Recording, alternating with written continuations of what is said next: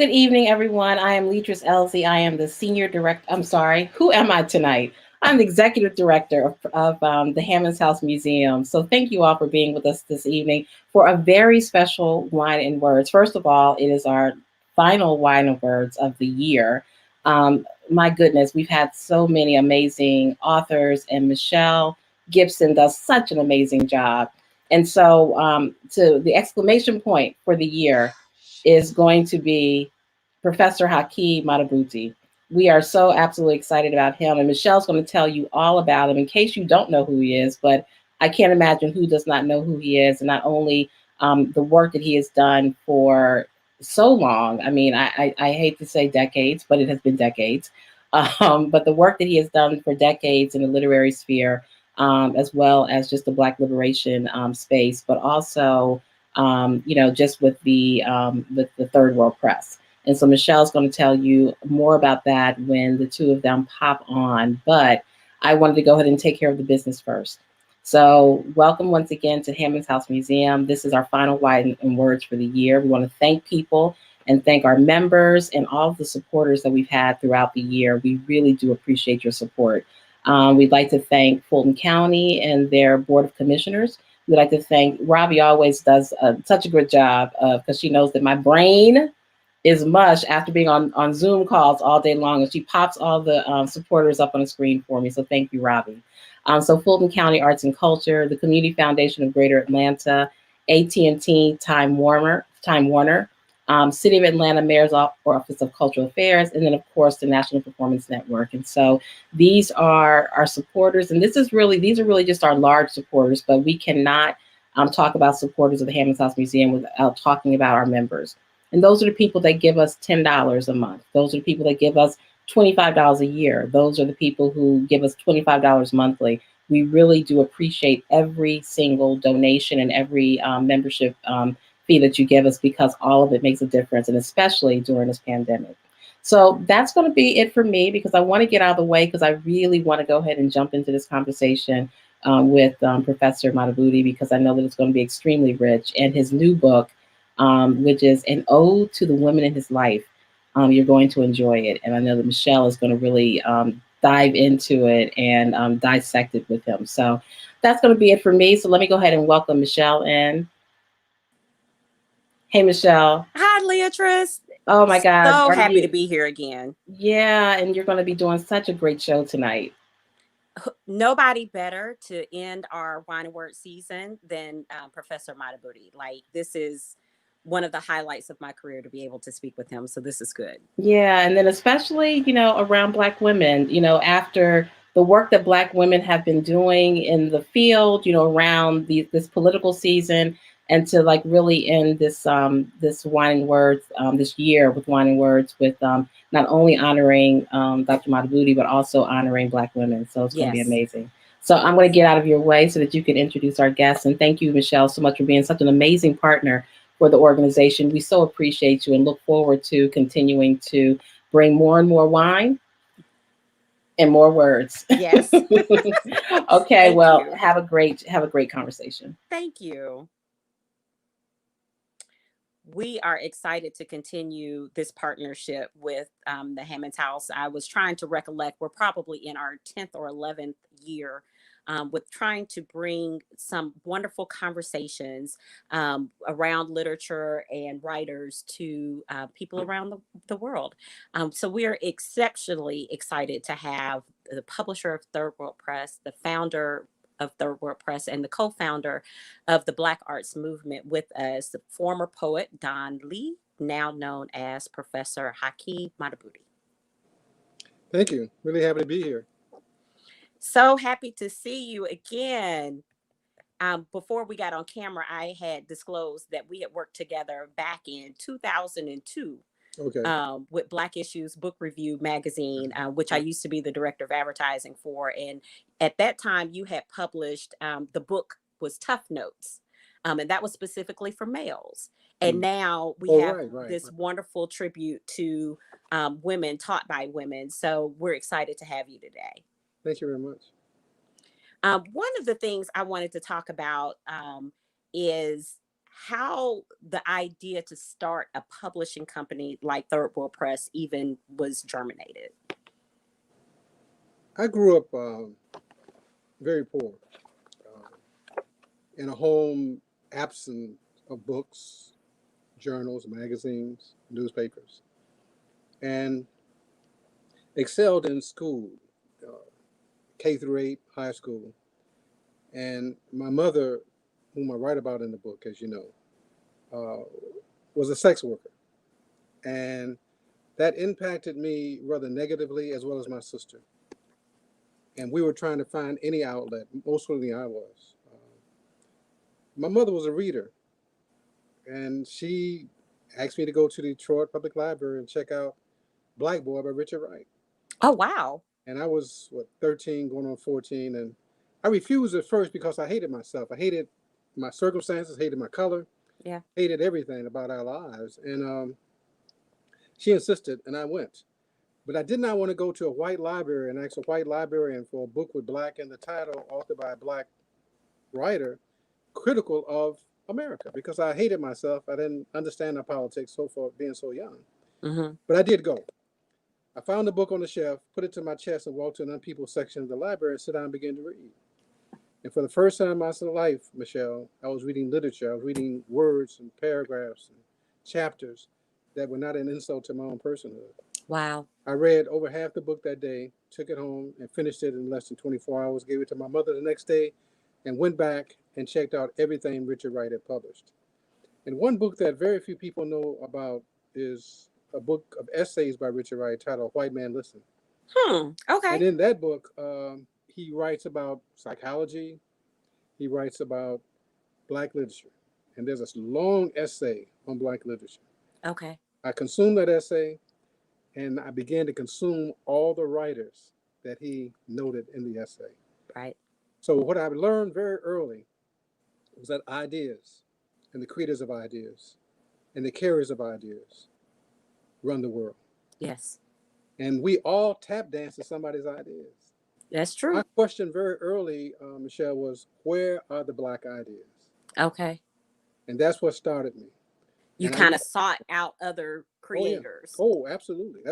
That's when I first heard of Gwendolyn Brooks, who eventually became my cultural mother. First time I heard of Claude McKay, Right. Langston Hughes, W.B. Du Bois, Monroe Trotter. You can go on and on, all these, Margaret Walker, okay, that these men and women who essentially were remaking my world for me. Right. And so I began to conscientiously, systematically write and read. So every book I would read, I would write a short essay on the book. Okay. I was 13, 14, 15 years old, and not a critic, obviously, but I was trying to essentially for myself, why is this book important? Right. What am I getting out of it? And that started this long journey I've been on for over 70 years. What attached you to poetry as a form? Because people get introduced to poetry many different ways because it's, attainable or it is relatable to people. So what was your attachment to poetry? I was a halfway decent musician. Oh, wow. And I used to play trumpet.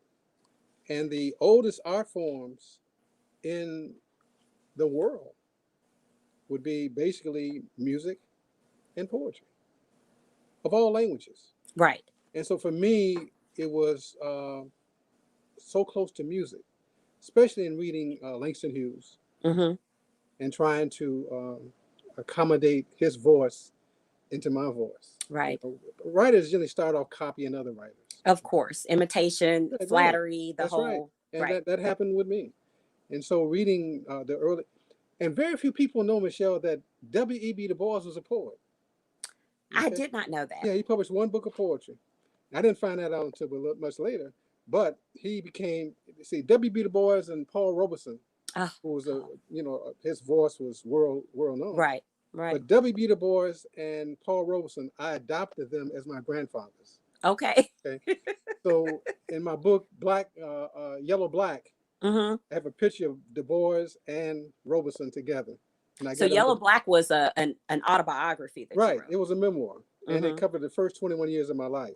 Okay. And so, as a result of reading him and Robeson too. I mean, Mm-hmm. I read Robeson's memoir on the way to basic training when I went to the military. Okay. But the point is that the poetry and the music, and I write about that in the book. In fact, there's a piece called Poetry, and I'm gonna read one stanza. It reads, "In this universe, the magic, the beauty, the willful art of explaining the world in you, the timeless, the unread, the unstoppable fixation with language and ideas, the visionary, the satisfiable equalizer screaming for the vitality of dreams, interrupting false calm, demanding fairness, and a new world are the poets and their poems." Yes. Okay. Yes. So Um. that's how poetry hit me. And but I realized as I continued to write and try to develop that I had to manage in my writing the essay. Mm, And and you know about that in terms of, you mentioned Tough Notes, right. but the book that put me on the map in terms of the essay, well, there were two books. One, From Planet to Planet, Oh, yes. which was my first book of essays back in the Yes. 70s. And then in the 90s, I published Black Men, Obsolete, Single, Dangerous, I remember that which one as well. took about 11 years to write, but it's over 1 million copies in print. Yeah. So I'm there's so many different ways I want to go with this because understanding how long the process is to put thoughts into a book. That's one thing. But I want to stay on Third World Press for one more second. So you founded Third World Press around 1967. Right. Your catalog is the who's who of Black voices Right. in all different forms. And wanted to see if you wanted to share anything about the transition that's happening with Third World Press. Absolutely. I founded Thorough Press in Chicago in 1967 in a basement apartment that I lived in that I shared with other unwanted animals. Okay. I, was, I had, got out of the We used army to and refer to the office at BIBR as our closet in the sky. Like we right, were in the Empire State Building, but the office was this big. So right, right. the sacrifices you make, I definitely understand that. But I founded it with $400 in the mimeograph machine. Really? Okay. Yeah. And we did chapbooks first. Okay. And then we continued to, as I moved up the ladder in the field of academia, teaching, and so forth, Mm-hmm. I would put my money into the press. And then I would have volunteers, students and others volunteer. And that's how it started. Uh, I left the city for a year. I used to teach at Cornell University, Okay. and they paid me pretty well. And I would send almost 2/3 of that money back to Chicago Oh, in order wow. to deal with it. And Reinvesting in the yeah, dream. our offices at that time was at a black bookstore. Okay. And then we moved on. Today, we along with the Institute of Positive Education and our three schools, we own close to half a block in Chicago. Awesome. And so one of the reasons, our secrets for staying alive, is that we own the space that we operate in. Okay, so we have, the Institute of Positive Education, we have the Betty Shabazz Academy, we have the Barbara and Sizemore Academy, we have New Concept School, Right. serving over 550 some odd students a day in African-centered education. Wow. And so now at the age I am now, and you mentioned our catalog is extensive. We publish hundreds of writers, okay? Not only in terms of single books, but also anthologies that we publish. And, Right. and so my tenure in terms of the academy, for 26 years, I was on the faculty at Chicago State University. Our And that's beloved where I Chicago founded State the Gwendolyn Brooks, you know, Center Literary Center. for Mm-hmm. Creative Writing and Black Literature. And we had also the annual Gwendolyn Brooks Writers Conference, Yes. which Mr. Cox came to, and we honored him. And we basically brought to Chicago every major and mid-level writer in the country, okay, over those 20 years. Right. And we had the Hall of Fame for writers of African descent, but we also created, along with the faculty there, the first Masters of Fine Arts uh, MFA in creative writing at a predominant Wow. university. So as we move on, I've gotten to an age where and I knew this for some time, that I had to begin to share this responsibility at another serious level because I could Mm-hmm. not continue to do this on a day-to-day basis. And even though I'm working full time in the academy, coming to the press, and then traveling all around the world. I mean, I've been to 4 continents, Africa about 15 times, Wow. every state in the union except Alaska, Hawaii, South Dakota, and North Dakota. Wow. See? So I'm probably one of the few poets who have read pretty much around the world. Right. And without a publicist, without a white publisher, without the attributes that writers have today, black and white writers have today, in terms Right. of publicists and so forth, et cetera, et cetera. Right. But I recognize my own limitations. So I've asked Dr. Michael Samanga and Dr. Lasana Kanzimbi, Yes. 2 men I've known for years. I've known Dr.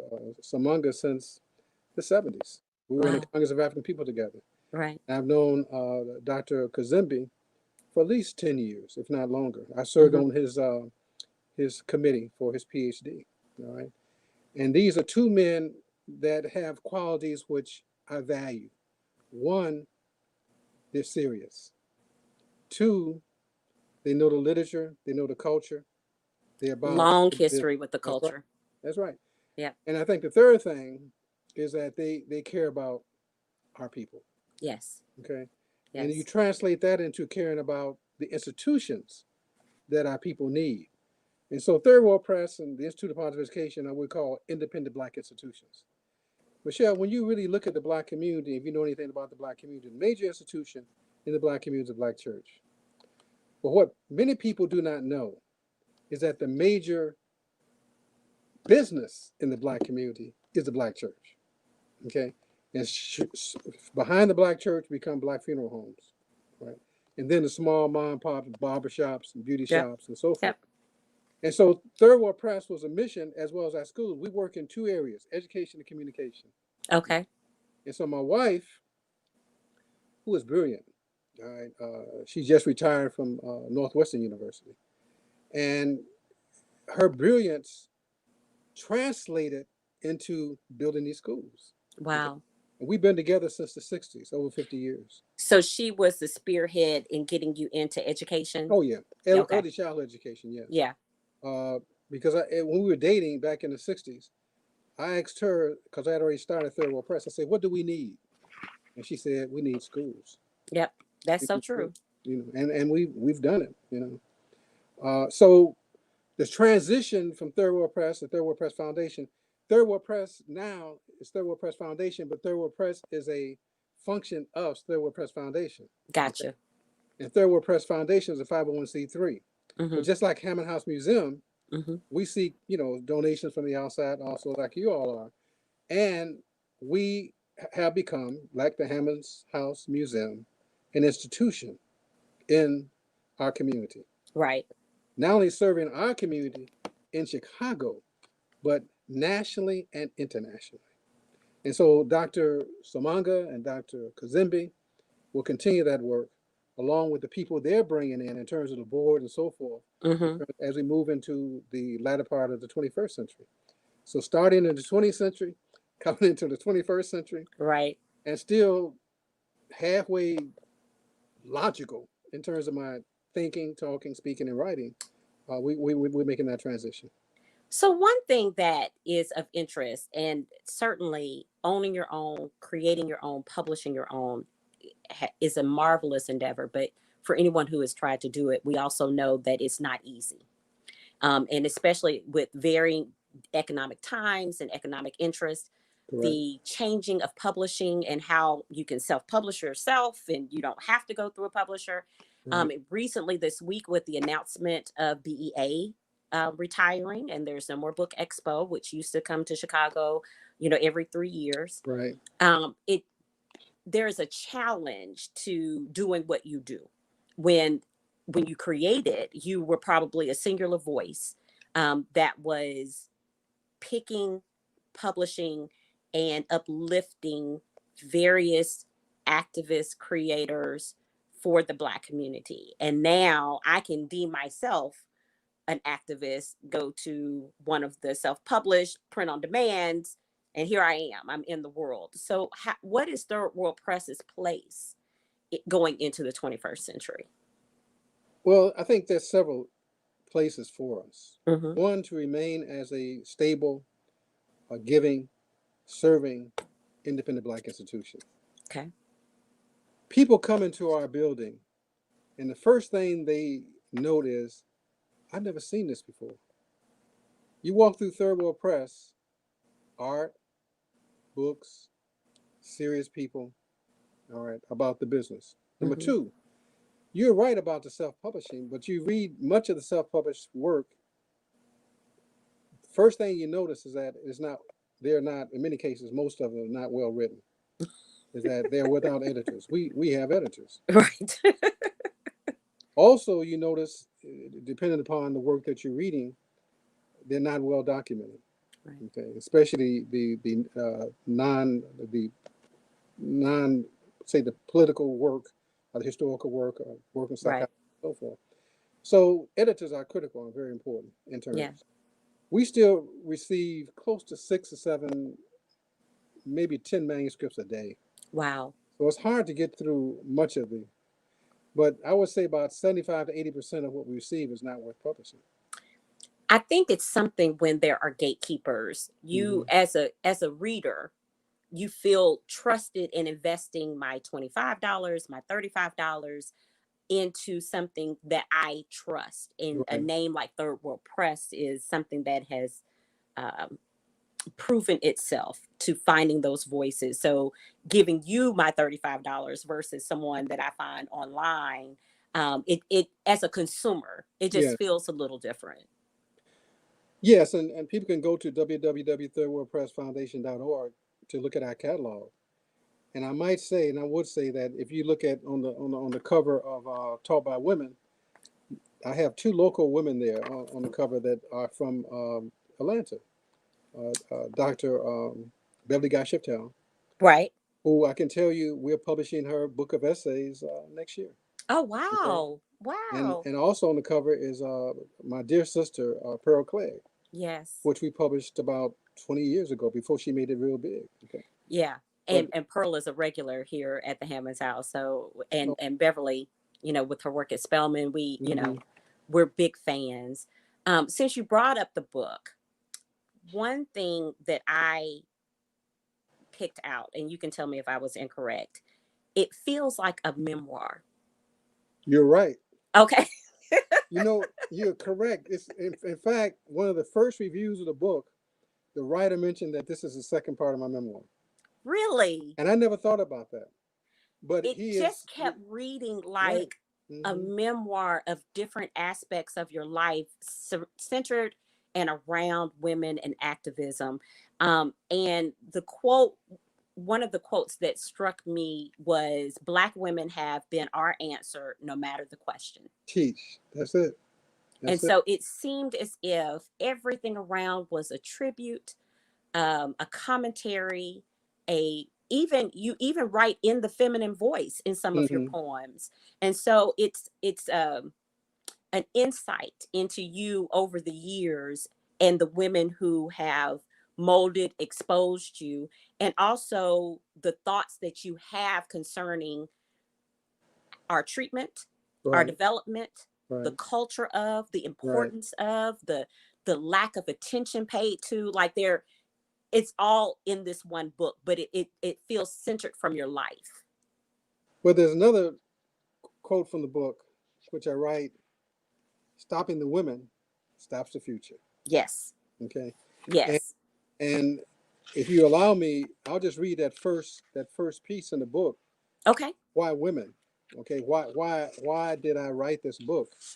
And it's important because I mentioned my mother earlier, but this is why I did the book.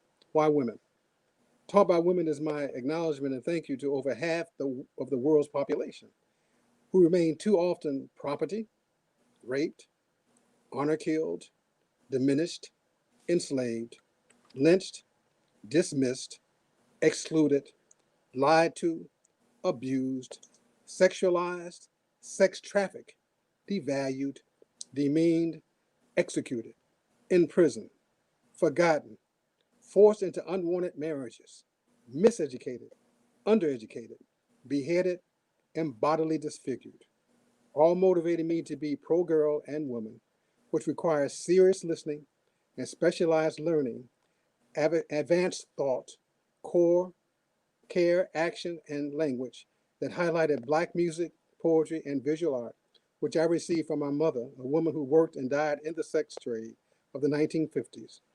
Just as capitalism, white supremacy, Black ignorance, enslavement, and anti religious thought killed her, I, her only son, am able today and tomorrow to act and state with finality, stop.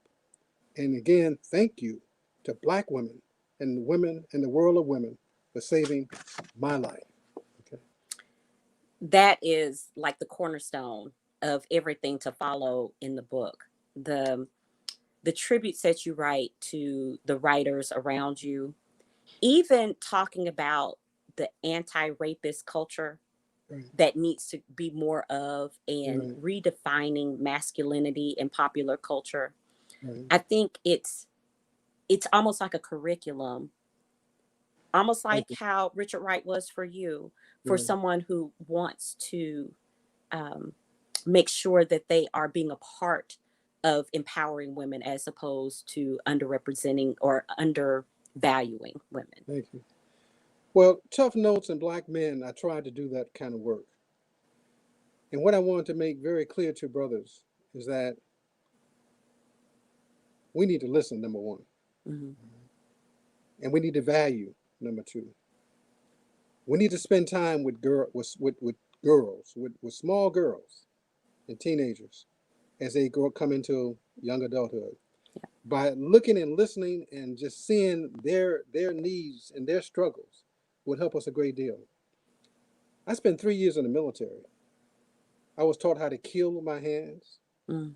how to shoot mainly at targets that were Black, all right, and saw the abuse and the false masculinity that existed, and had to fight through the military because of my color and my size and stuff like that.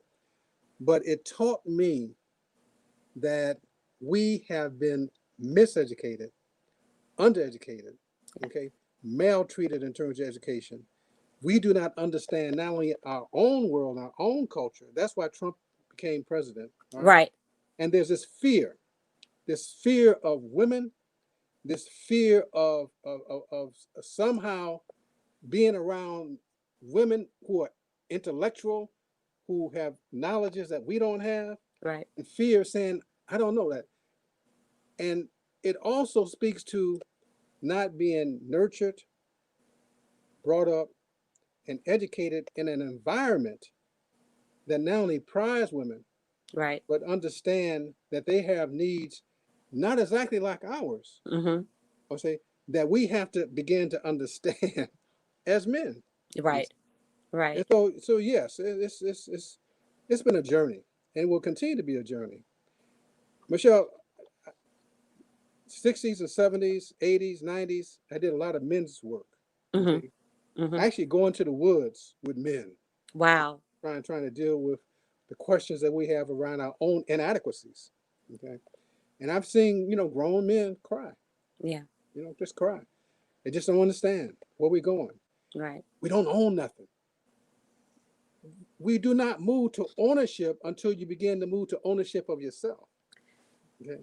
If you don't Wow. own yourself, everything else Right. that comes to you it's going to be quick And the and biggest fleeting. part is your thought in your mind and how you see the world, and being brave enough to change how you see the world, Absolutely, yeah. to encompass more, to have more involved than your limited sight. I Right. think one of the poems that you wrote was from a female's perspective. I want to say it was titled Abortion, but it was from a female's perspective of her life. Right. And I just thought, what a powerful insight to have. That poem comes from my sister's life. Really? Yes, my sister had her first child at 14, her second child at 16, her third child at 18. By the time she was 27, she had 6 children and 5 different fathers. Wow. And none of the fathers took care of the children. Wow. Okay. And so upon the next time she got pregnant, she had to self-abort. Mm. And it almost killed her. Oh, wow. And so I write from a position of experience as well as learning, Yeah. formal and informal learning. And I've seen too much, Yeah. okay, and been involved all my life with Black people. And this is one of the reasons, Michelle, I never published a book with white publishers. They've come after me, obviously. I'm sure. Random I'm House sure. came after me after my 3rd book was published. Wow. But my cultural mother, who was becoming my cultural mother at that time, Gwendolyn Brooks, she was leaving Harper and Row, coming to the publisher I'm with, Broadside Press in Chicago, Right. which was founded and run by one of the most major poets that we produced, Dudley Randall, Yes. and who was a former poet laureate of Detroit, Michigan. And so Gwendolyn Brooks coming to Broadside, Random House coming after me. I asked, actually, Paula Gettings, she came to recruit me. Paula Gettings wrote When and Where I Enter, Mm-hmm. and the major book on damn, I can't even remember her name now. But the point is that I asked Paula, would you bring me to New York? I'd never been to New York. I was in my 20s. And she did. Mm-hmm. That's when I met Toni Morrison. Oh, wow. Toni Morrison had not published The Bluest Eye. She's one of the major editors at Random House. Yes. And I remember walking into her office and she said, Don, my name was Don Lee at that time. She said, Don, we're waiting on you. And I said, we're waiting on you. And Toni had been waiting on you. Right. And so I told Toni, and Paul already knew this, that I'm not leaving Broadside Press. Yeah. And most certainly when Gwendolyn Brooks was left Harper and Row, which was the major publisher of artists at that time, writers at that time, I stayed. Broadside Press published 10 of my books, then it went under. Then Lotus Press, which is a very important publishing company that came out of Detroit also, that was basically honoring the sister who just passed, Naomi Long Madgett. Mm. She passed about 3 weeks ago, and she had Lotus Press. So you had 2 of the major Black power press, Black empowerment press coming out of Detroit, Michigan. Wow. So Third Word Press would not exist if it wasn't for Broadside Press. Right. Dudley Randall was like a big brother, and I didn't even sign contracts. Wow. We just shook hands. And But that used to be we knew, but we knew. an amazing, and it's again the trust, the Right. foundation of trust that is Right. there. As an activist and a creator, and the interesting times that we find ourselves in political, you write about the joys of having the first Black president from Chicago. Oh yeah. Mm-hmm. And you write about 45. Right. I wonder what the place is for the activist creator. Is it commentary? Is it protest? Is it both? Because you see a lot of the commentary through Twitter and Facebook and Instagram, like everyone has something to say. Right. Is that moving people in the direction that we need to be to better the community, or does it have to go beyond that? First and foremost, there must be an investment in the community. Talk is cheap. Talk is very cheap, and we get an awful lot of talk in our communities. Yeah. I've always asked, basically, what have you created? Right. What are you giving back? Right. The other critical question is our observation is, if you don't know who you are, anybody can name you, and that is what has happened.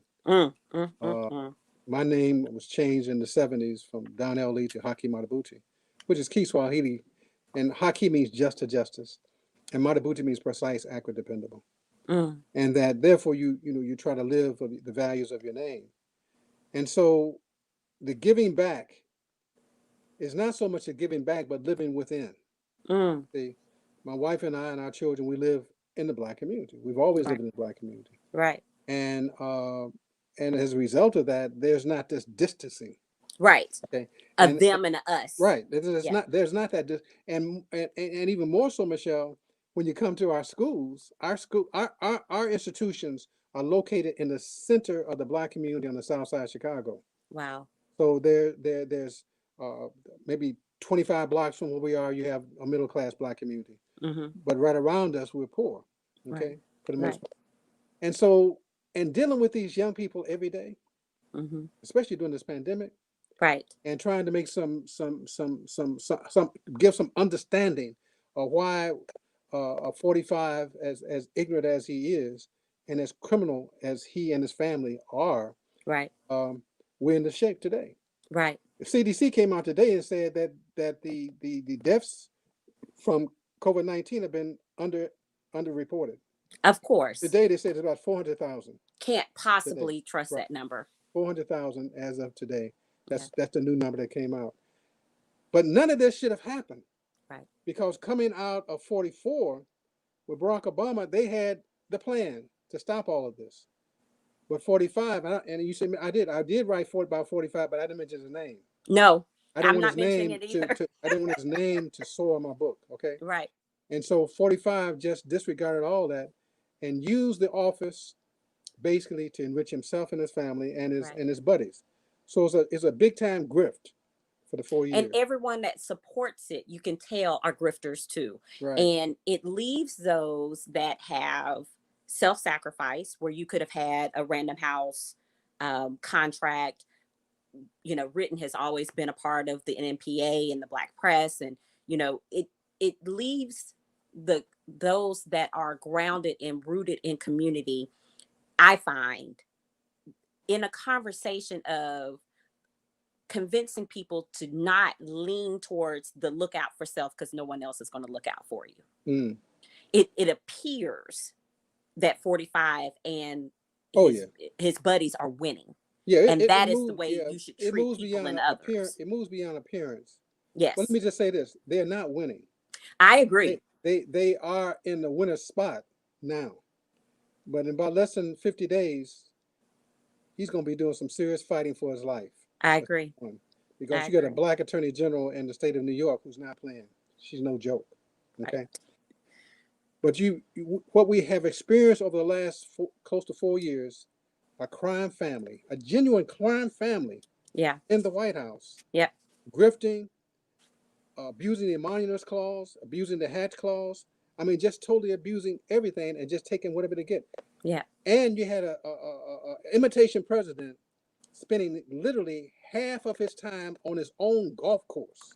Right. All right, bringing the Secret Service and Gangster, just everybody straight gangster. gangster up front. All right, Yes. not hiding anything. No. And got a Twitter tweet feed that's about 80 million, which he has basically used against the Republican Party, where you got grown men, white men, and grown white women, basically afraid of this guy. Yes. It must be noted, Michelle, that he was elected because of white women. The white women I call Jane Crow women. Oh, You have to understand, you got Jim Crow and you got Jane Crow. And what happens is, Crow. because of serious ignorance, you let Jane Crow off the hook. Right. You let the white women off the hook. Okay? Always off the hook. And see, what happens, Michelle, you have ignorant people talking about and writing about how ignorant other people are. Right. Okay? As and if there is, as if their claim of whiteness is valued more, is a hierarchy of better. I'm more educated, I have more insight, when your ignorance is spewing from you. Mm-hmm. Understand that race and racism is a social and political construct. Yes. Okay. People are not born racist and people are not born white supremacists. Right. They learn from the cultures in which they are born into. Okay. And this is why we must understand that knowledge and the acquisition of knowledge is critical in terms of our moving further into the 21st century. Yeah. Michelle, I can walk into your home right now and tell you exactly where you are culturally. Yes. And what I will see when I walked into your home, number one, is it clean? Yes. Number two, are there any bookshelves and books in your home? If you even got a damn bookshelf. Number three, what's on your walls? Are walls you have populated with your own images of your family, your community, rich Black visual art? Okay. Right. Then I'm gonna Right. try to see what kind of music you're listening to. You listen to great black music, jazz, or you listen to booty call music. What are you listening to? All right. Then I'm gonna go to the music, to your streaming of the movies you're looking at. What are you looking at? Yes. Okay. Are you looking at the movies that are wrapped up in the brown paper bag? Are you looking at, what you can show your children? Like you said, it goes more than appearance. You can appear woke, and then there are people that Right, live that life, and right, it's not something you're visiting for the moment. It is right. something that you're encompassed in every day. You've dedicated part of yourself, your whole self, to You being a can't part of hide the it. You community. can't hide it. Yeah. And you go to the children's room, what's on their wall? Dark Vader, Mickey Mouse, and Donald Duck. And you wonder why we're confused. You see? Right. So this Right. confusion starts very early. And It's and each home must become a mini learning institution. Someone came into my house and said that it was a black library. Teach. That's it. And that was the biggest compliment. And so many other people come and see clutter because I have over 3,000 books and it's spread out anywhere, like wherever a book can hang, they're in the hallway, wherever a book can go. Right. And when people visit and they see clutter, it breaks my heart, Mm. because your heart should jump and leap at the opportunity of looking at these titles and looking at the people that created them.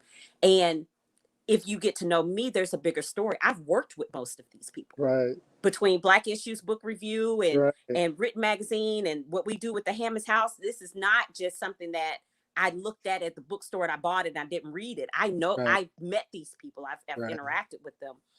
The other thing is that when you surround yourself, it's hard to forget what your purpose is every day. When you get up, what is your motivation? How do you center yourself? What type of life are you trying to create for yourself in that one day? How can you better other people? It's all around you. And I think that we have lost that a lot in our upward mobility. We want our houses to be non ethnic Right. in their display, Right. and even undervaluing the creativeness that comes from our own community and owning Black art and supporting Black institutions. It becomes a afterthought, as I'll go to the high, Mm-hmm. and then, oh, there's a Hammond's house. Yeah. The Right. high Right. is our I know. I know about the. I've yeah. been there before. Yeah. So it's like it disheartens me at some point, but it's almost like, okay, well, this will be your tour into what we do and how we do it. um the other thing that struck me about your book, and this was a conversation I had with my father a long time ago. I had a really hard time accepting grief and loss. Mm-hmm. I went that period where you lose, a great grandparent when you're young, but you don't Right. have another loss for a long period of your adolescent life. And so when it happens again, it's almost like, what is this? People die? Mm-hmm. How does that, how do you cope? How do you live with that? And my dad said, the blessing and a curse of a long life is that you make great friends and you also have to release them. Right. And that part in your book of your tributes to people from Maya Angelou and Ntozake Shange and people that we, culture figures that we are losing just because of lives well lived, not, any other reason, but just putting them in importance. As an outside reader, I'm like, oh, that was such a beautiful tribute to Maya. That was but it has to strike you differently because you had relationships with these people. Absolutely. It's not just, I know why the cage bird sings and I feel kindred to Maya. You knew her as a person. So Mm. what has that been like in the shift of culture over the past decades? I think that most certainly in terms of the advent of social media and the major media companies, I don't want to mention them. Uh, it has taken us away from, say, books. Mm-hmm. You see now young people walking down the street, not even observing their surroundings, but with their phones in their hands, looking at their phones, not reading books. Right. And with the tweeting, it devalues language. It devalues language and devalues the understanding of density, complexity, Mm-hmm. of nuance, and what can go on and on. And so your home, Michelle, becomes a cultural yesterday, today, and tomorrow. Mm, So when you walk into your home, you're at home. right. Okay. It's Right. not just a place that you sleep, Right. but it's a place that energizes you. It gives you new meaning. And so as you sleep overnight, you can get up and walk into your library, walk into where your art is, walk to where I'm ready to go now. I'm fired up. You know what I'm saying? Just let's get it on, all right? Because you've been fed for the last 12, 13, 14 hours, you've been home. Right. Right. And yes, we can look at television, look at sports, look at but that's not your life. Right. Your life is found in something that's much more substantive, where creative people have put time and energy and years into creating to make us better. Yes. Okay. You cannot be better if you have not read Maya Angelou, Toni Morrison, Sonia Sanchez, Pearl Clegg. Yeah. I mean, you cannot be energized if you have not gone through Malcolm X, Yes. Dr. Martin Luther King. I mean, if you have not read their work and observed their lives, you cannot be a better person. Yes. And Yes. so this is why we do what we do. And this is why you and I and others at the Hammond House Museum, we will be doing this for the rest of our lives. There's no retirement. Right. Okay? even though Dr. Samanga and Dr. Kazembe are coming on board, are on board actually, running stuff, the press, I'm still active and Yeah. will be active. But Yeah. they're taking this weight off of my shoulders, off of our shoulders, my wife also, because we had to transition with the schools too, bring Yeah. in new leadership with the schools. Oh wow.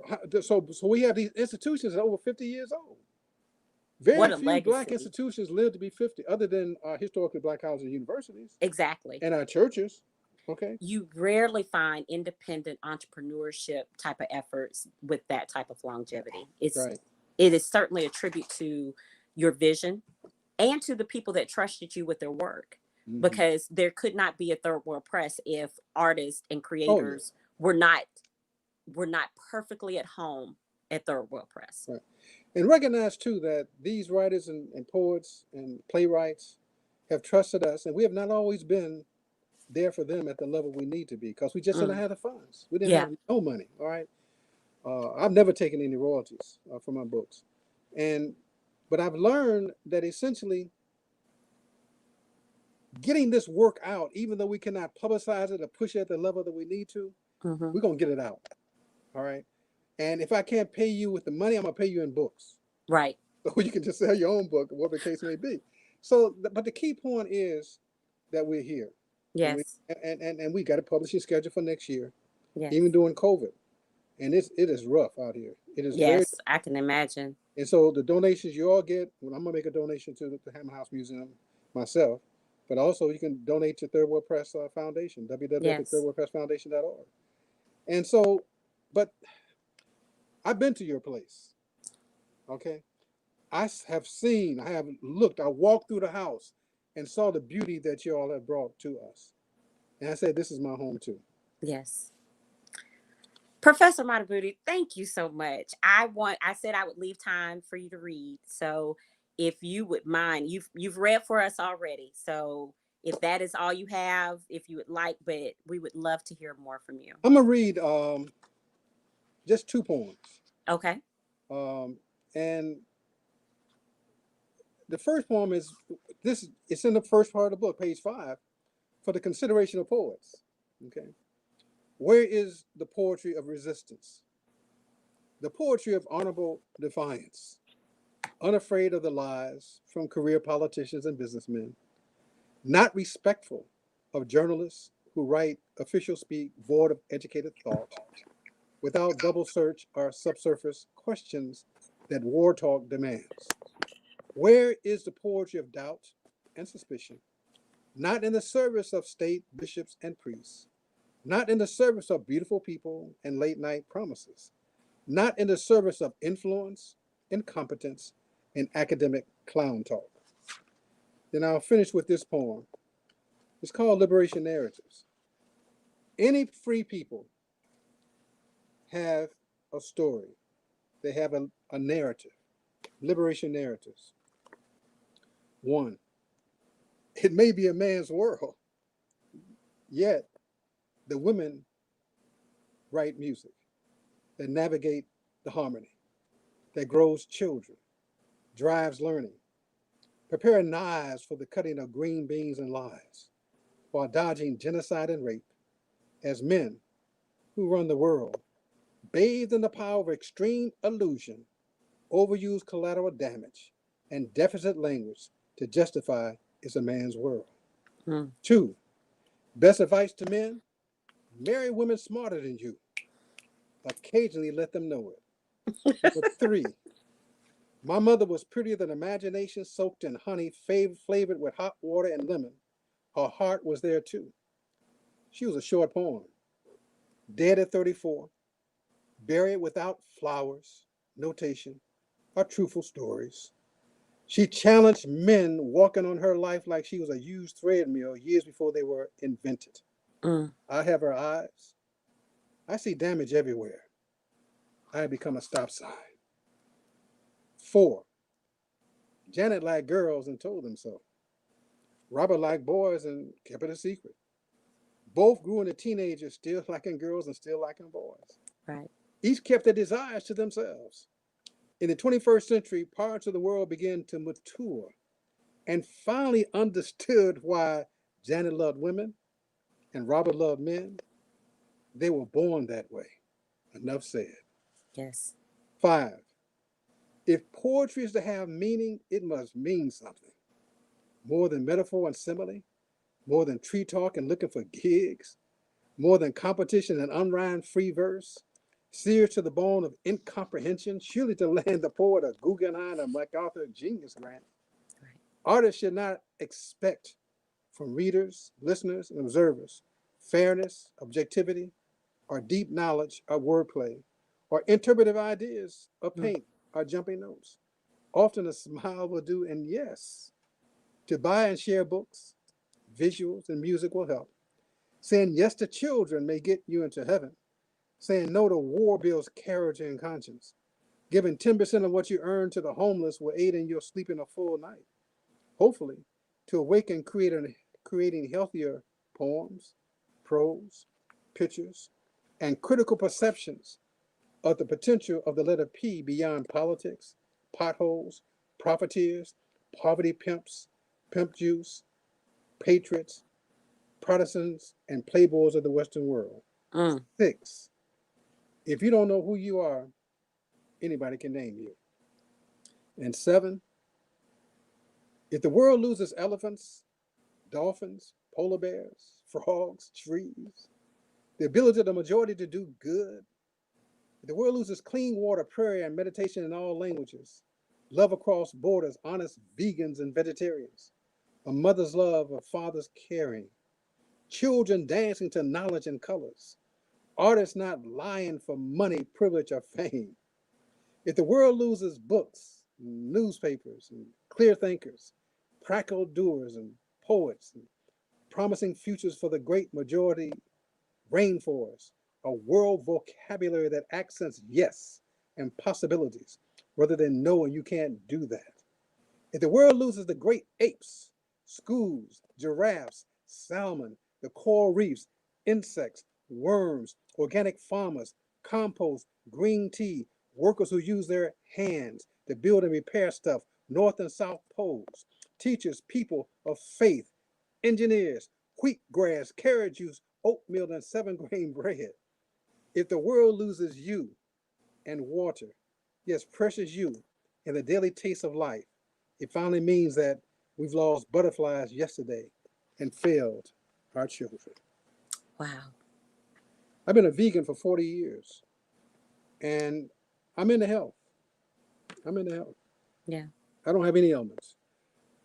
But the point I'm trying to make, Michelle, and you have made it very well this evening in terms of your questions, I appreciate them, is that we are each other's future.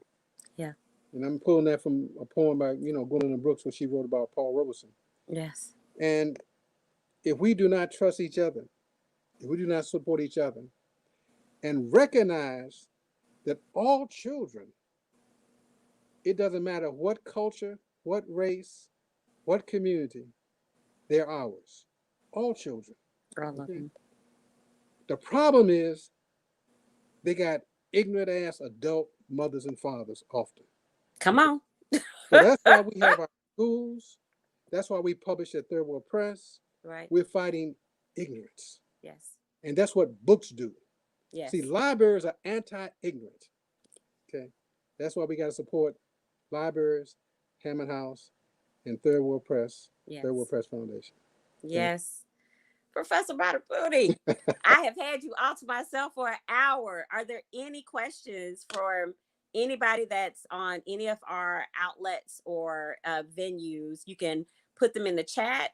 I don't know if uh, we have a question from Stanley Raper, and his question was, "What is the title of your new book?" So I'm going to hold it up. It's taught by women. I'm sorry, the glare, but it's Right. taught by women by Haki Madhubuti. And in the chat, we have a link to Third World Press Foundation where they Okay. can purchase the book. There's a subtitle also. It's taught by women, poems as resistance language, new and selected. Yes. Yes. Let's see if we have any additional questions. The 7 he just read are in which book? The poem that you just read with It's the in 7. talk by women. This is the third or fourth piece in the book. Okay. And that was from Shari Ponder, who is in New York. Oh, okay. So we have comments about what is great. What advice would you give to the writer activist? Well, there are four things. One, any writer or person who wishes to become a writer or a poet must read. You got to read, and you can read in your genre, and you read in your culture.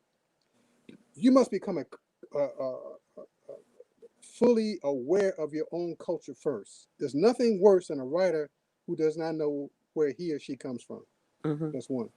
Two, write. Keep a notebook. I'm sitting in my library, but I got a notebook right here. Right. And one of the things I wrote when I was going, which I did not tell you, I wrote that black women are the most disrespected women in the world. All right.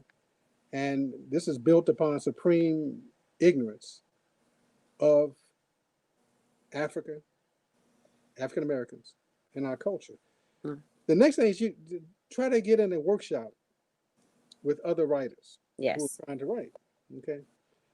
And the fourth is be open to revision. Mm. Revision. The first draft is not the draft. The second draft is not the draft. The third draft often is not the draft. And so if you're reading, if you're writing, if you're workshopping, and if you're revising, and then you think about publishing. Right. Okay. But that's not how it goes. No. I help with editing books all the time, and I need to put you on repeat, make you a make you a voice call, because people go straight to the millions of dollars that they're going to make No, it's not going to happen. once somebody picks up their book and shows it on TV, and it's One of our major writers, Amiri Baraka, passed a few years ago. Mr. Leroy Jones. Yeah. Yeah, used to be Leroy Jones. That's when I first encountered him in the He military. came to speak at Hampton, so it's Right. yeah. And he was one of my heroes, obviously, but he never made a lot of money. Yeah. And whatever money he made, basically he just gave back to the community in some form or fashion. All right. But for his years, his over 70 some odd years here, he was a major writer. Yeah. He was not only a poet, short story writer, fiction writer, Mm-hmm. playwright, literary nonfiction. So he was in all the genres, but he never won any. After he most certainly after he became Amiri Baraka, any of the major prizes. And isn't his grandson in politics in New Jersey? No, his son. Son, Ross, okay. Yeah, Ross Baraka is Yes. the mayor of Newark. Newark, that's it. Okay. And so Amiri Baraka was always political. And I've been knowing him so long that I knew when Ross Baraka was a baby. Oh, wow. Because we were in the Congress of African People together, which he led. So he was highly political. And this was the problem with not the problem, but this was the condition which Amiri Baraka and I and others like us face. We've always been accused of being too black, but never too white. Right. Is there such a thing? We have in the chat a comment for you to visit for Keeps Bookstore next time you're here in Atlanta, if you have not already. We have a comment. This book is timely, very necessary. Adding to my cart now. Thank you for this work in supporting womenism. Thank you. And from John Spruill, who is out west, salute Brother Haki. Thank you. Oh, we also had a young lady who was intrigued by your veganism for 40 years. Yeah. And I'm assuming that she's also a fellow vegan. Oh, okay. Yeah, I have a saying that if it runs from me, it's not going to get eaten.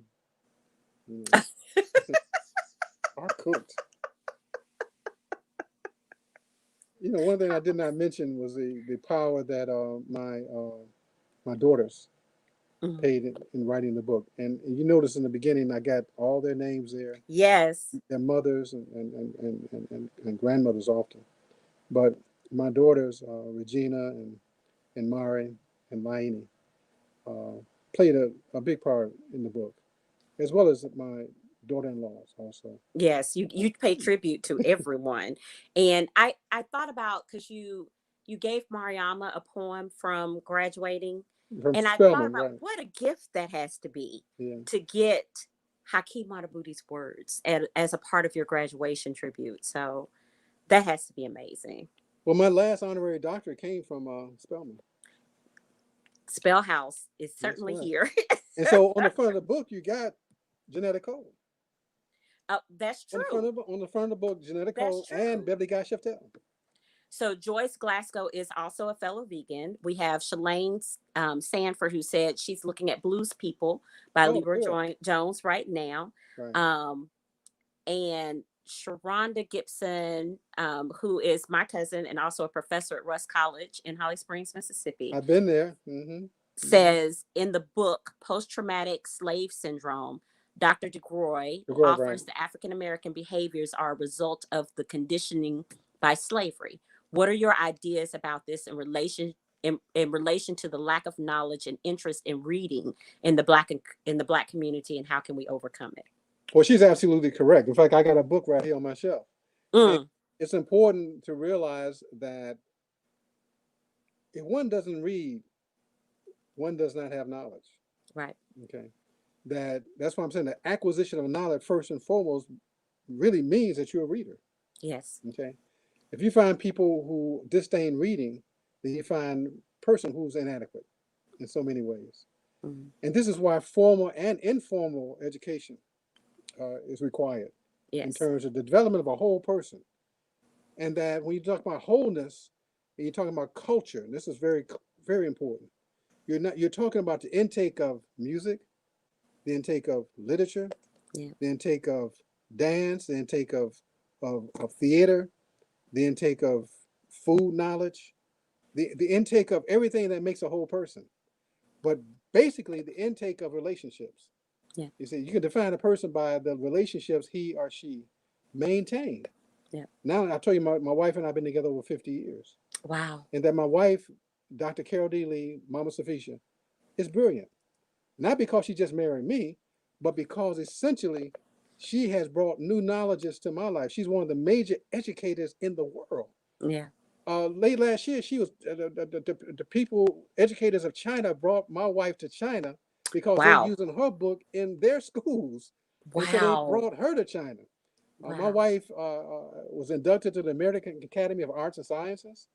She is now the president-elect of the Academy of Education in the country. She is the emeritus. She's an emeritus scholar from Northwestern University. Mm-hmm. So she's brilliant. All right. That's what we want. We want our daughters and our sons to be brilliant. Right. And what's holding us back in many cases is the educational system that we are part of, you see. And that's why we have to expand it. And that's Yes. what I mentioned earlier, that our homes have got to become many learning institutions. Yes. And one of the real problems, Michelle, and I say to your audience too, is really this student debt, which exceeds $1.7 trillion, which is a crime. It is. Especially when 45 can give over $2 trillion to these rich bankers, Yes. corporations, and men, Yes. and cannot wipe Yes. student debt. So we're going to push the new president and the vice president to wipe out this student debt. That will explode the economy Yes. because a lot of these students who have $100,000 debt and less and even more than that, they will begin to be able to move out of their families, their mothers and fathers' attics and Yes. basement, and begin to start Yes. their own businesses and so forth, and get this damn debt off of them. And not feel like they have to choose the culture or eating. Right. A lot of people probably have more to give to the community, but have to take jobs in certain areas or have to do these things because they have that debt and they owe this Absolutely. money to other people. And a lot of the debt is not only brought on by failed education Right. policy, but also a failed medical policy. Yes. We Yes. need single payer health care in this country Oh, badly, have badly. to have it. Mhm. We have Charles Duke who says, I purchased several copies of that book for my son and his friends, and they're still thanking me for giving them that book. I'm not sure which book he was referring to.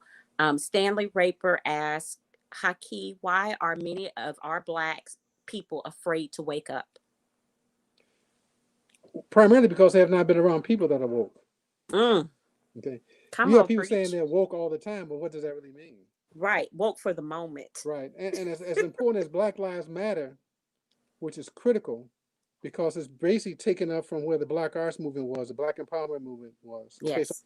so it's interesting that we find the same battles that we fought 50 years ago. Okay, Right. so this whole question around being woke requires one is able to articulate accurately the problems that we're facing on a day-to-day basis, number one, and number two, to come up with solutions, you see, around the Yeah. problems we're facing. Yeah. Now, what that requires, Michelle, more than anything else, is that when you work for yourself or you work for the betterment of this planet, that's why the Mm-hmm. new Green Deal is so important to the planet, is that that is not a sacrifice. That's a commitment. You see, when people make commitments, that means that they have studied the issue. Yeah. And this is Yeah. why I'm doing certain things. I have a hybrid car. Okay, so Yes. what we're trying to understand, save the damn planet, because Right. we are not understanding how this whole Western culture is affecting the environment. There would be no planet. Right. So this is why when we talk about being woke, you have to be able to articulate the problems and offer solutions for us to move to our tomorrows, which we all must suffer and enjoy. Yes. Yes. We have the question, Professor Madhubuti, does Professor Madhubuti believe that we should even seek non-Black allies in the current liberation movement? And what title specifically would he suggest that one read as a primer for the alliance? Oh, absolutely. We have to have white allies. We must never forget, even though we are about 50 million strong in this country, brown people about 60 million strong in the country. And then you have a very large Asian population. You have the rest of white. Mm-hmm. And we must understand, too, that we built the country on the backs of black people, black of African people, people of African ancestry. And we must be understood that essentially that this country owes us. This is why reparations is so important. Right. Is that what happened? Europeans came here, stole the country. You see, I mean, it was already occupied. They didn't discover Right. nothing. It was occupied by people, by Native Americans. All right, it was occupied. And so what happened? They systematically genocide. It was genocide committed against Native Americans. Right. So since genocide was committed against Native Americans say, I'm not going to work the land for you too, so you go get the Africans. All right. And so you rape Africa and sprinkle us around the Western world to come here and work for Europeans. Right. Now, when you begin to understand that, and we work and fought, see, nobody freed us. You have to understand that. We fought for our liberation. Right. You know what I'm saying? We fought for our liberation. And we moved into the 19th century, 20th century. The black laws came into effect. Then segregation, legal segregation came into effect, and so forth. And of course, the Jim Crow and Jane Crow laws came into effect. But as we moved, see what Black Lives Matter has done, and it's very important. It has included the young, actually woke white people. Mm. Okay, Which these have see, always been essential right, but in see, civil rights movements. oh, absolutely, but now they're more in number now. Yes. Why? Because these woke young people have done something which their woke mothers and fathers and grandfathers did not do. They went to school with us. Yes. Yes. They celebrated birthdays with us and Yes. holidays with us. And they saw a So, Black president. right, and so our practice, and they're not afraid of us because they have Yes. developed a different kind of relationship Yes. now, and they will follow rather than expect to lead all the time. Yes. And this is critical. So yes, white people are necessary, absolutely necessary, but it must be in the context of sharing knowledge, okay, and understanding. Do you Okay. have any titles of books for Shari? Well, Destruction of Black Civilization by Mhm. Chancellor Williams, The Crisis of Black Intellectual by Harold Cruz, Blacks by Gwendolyn Brooks, Mm. Black Men Obsolete Single Dangerous by Haki Madhubuti. Important book which we're trying to get the rights to is a book titled The Blueprint for Black Power by Amos N. Wilson. Hmm. Any books by John Henry Clark, Yes. any books by The Miseducation of the Negro, Carter G. Oh, Woodson, any book by Carter G. yes. Woodson, anything by W.B. Du Bois. Yeah. Okay. Well, certainly Black Reconstruction by W.B. Du Bois. So there's no excuse. One of the most important books to come out was the Racial Contract by Charles Mills. The Hmm. Racial Contract by Charles Mills. This is so critical book, and it really goes into the whole not only history of white supremacy, but how to begin to deal with it on a serious level. Okay. Well, Anything by Ntozake Shange, yes. anything by Pearl Clegg, anything by Beverly Gashatel. You know what I'm saying? That there's so much out there now that there's no excuse for ignorance. You know Yeah. what I'm saying? Sonia Sanchez, Toni Morrison. All right. Most certainly my mother, Gwendolyn Brooks. Yeah. That the literature's there. Gwendolyn, as a child growing up, Gwendolyn shifted everything for me. Just reading her poetry, Oh and yeah. I knew about Chicago before I went to a Chicago, all of those things. And Maud one Martha. thing, To my fiction, Maud Martha by Gwendolyn Brooks. oh yeah, Yeah, definitely. it's in our catalog. Yeah, but One thing that hit me when you were talking about your wife mhm, of 50 years right. is how much you love her.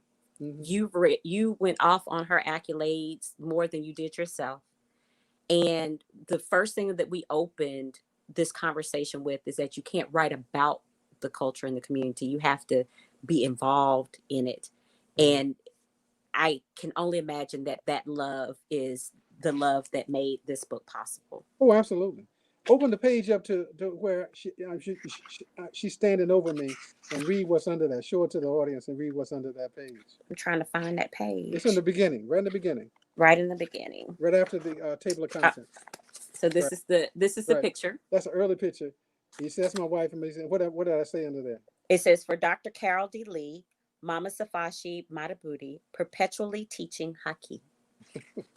That's perfect. And I think that's a perfect way to end this conversation. Professor Haki Madhubuti, thank you. Thank you for taking the time to share with our audience and to speak with us here at the Hammons House. And I will turn it back over to Leatrice. Thank you so much, Michelle and Professor Madhubuti. I mean, we are just so thrilled that you're here tonight. You have been dropping gems for the past hour and 15 minutes, I think.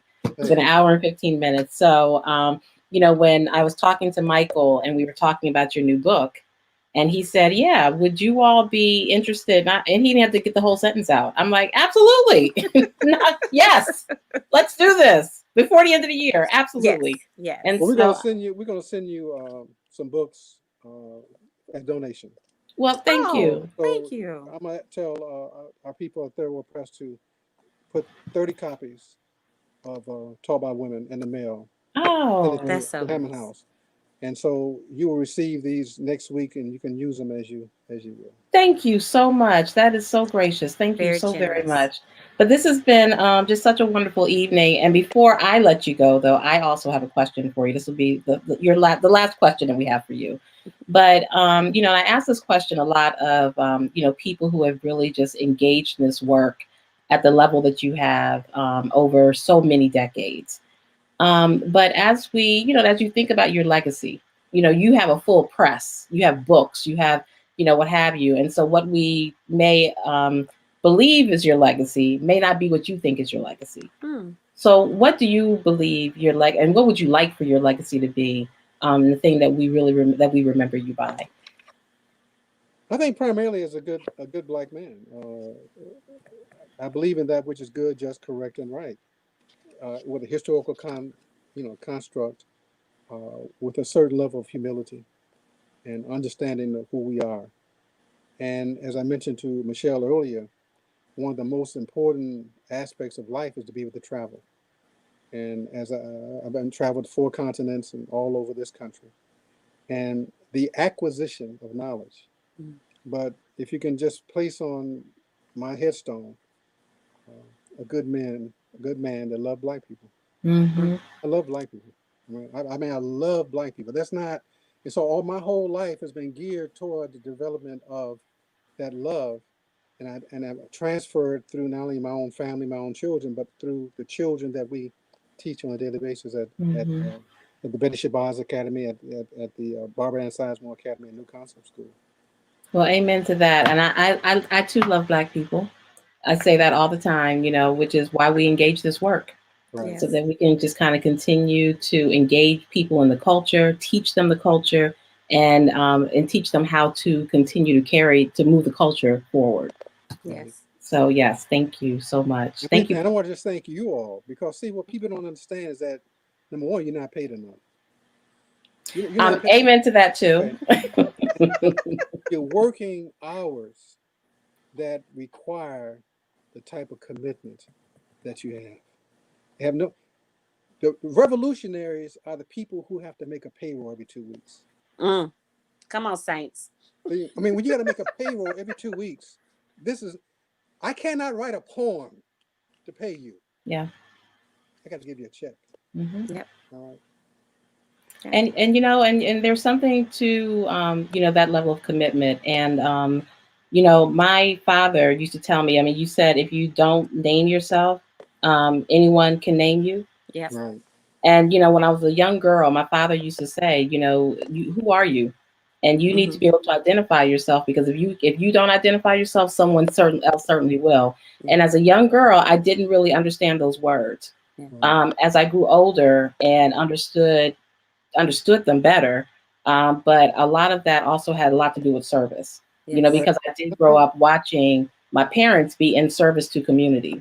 Right. Mm. So they did it their way, as educators and as community activists. And then to me, this is my way of being in service to the community and the work that I've done around Black art and culture, for over 20 years. So yeah, so thank you so much for this conversation this evening, though. It has been I so feel rich. seen. Like this is Yeah, this absolutely. is my space. This is Yeah, good. absolutely. And it's been so rich, and I'm so happy that the audience has been so engaged and asking so many great questions. So we honor you. We thank you for being here tonight. We thank Michael Samanga for making the connection so that we could have you and be able to host you this evening. So thank you And so what much. should we expect next week, Leatrice, for programming at the Hammond's house? Actually, I was about to say that. Thank you, Okay. Michelle. So yes, and this really will wrap up our programming year. We actually continue our literary stream with Felton Edie and the Poetry Kitchen next Friday evening on December 11th. And then on December 10th, next Thursday, we'll have Carl Anthony back with conversations about jazz and other distractions. And Right. so this week, actually, we will not have a jazz musician as we've had for the past months. This week is actually going to be the producers of jazz out of institutions. And so I will be one of the producers that will be the guest on Thursday night, as well as Laura Greer from the Apollo Theater. And also Sunny, I can't think of Sunny's last name, but she is the executive director of the Jazz Festival out of Washington, D.C., the D.C. Jazz Festival. Good. Yeah, so that should be a pretty, because jazz happens and we honor the musicians, but so much of it can't happen without those of us in the background, with the foundation to. The musicians are the major cultural drivers. Mm-hmm. They are generally the most advanced. Mm-hmm. The problem is they have not got the other parts of the knowledge in terms of business, in terms of, as you as a producer would know, okay? Mm-hmm. And producers are like publishers. Yeah. Yes.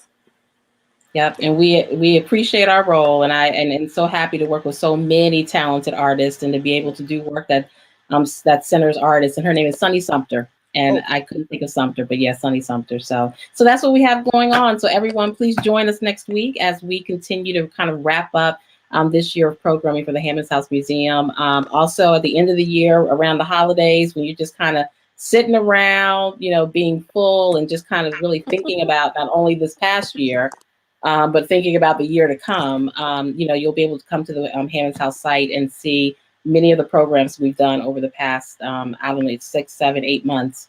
Those programs will be online so people can check them out. Oh, that's great. Yeah. Great. Okay, well, that's going to do it for us this evening. So we thank everybody for being with us. It's been a great night, and we will see you next week. And thank you, Michelle, as always. As always, you do such an amazing job for us. And then thank you, Professor Haki Madhubuti, for being with us tonight. Thank you. I really appreciate it. Thank you very much. Okay, good night, everyone.